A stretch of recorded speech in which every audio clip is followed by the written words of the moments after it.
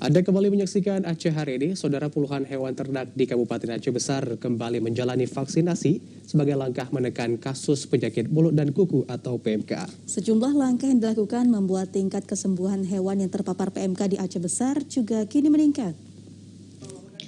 Ternak milik warga di Kecamatan Darussalam, tepatnya di Gampong Miruk Taman, merupakan ternak yang menjadi sasaran pemberian vaksin oleh petugas Dinas Pertanian Aceh Besar.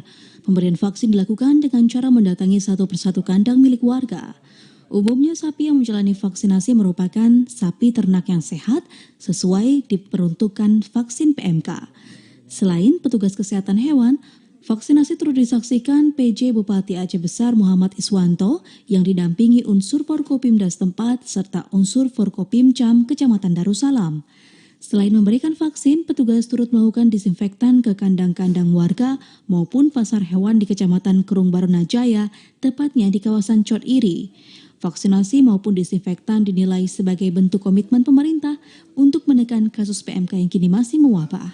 PMK di Kabupaten Aceh Besar masih tertinggi, tapi ya dengan usaha-usaha kita bersama tadi didukung oleh Forkopimda, TNI Polri, ya. Kemudian dalam waktu 1 minggu ini kita bisa menekan ya, angka kesembuhan dari hewan ternak yang ada di Kabupaten Aceh Besar, dan sampai dengan kemarin sore alhamdulillah sampai 76% ya kesembuhan untuk PMK di Kabupaten Aceh Besar.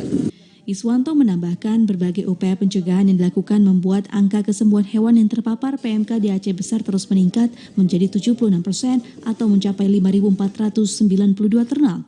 Adapun total hewan yang terpapar PMK di kabupaten ini mencapai 7.190 ekor.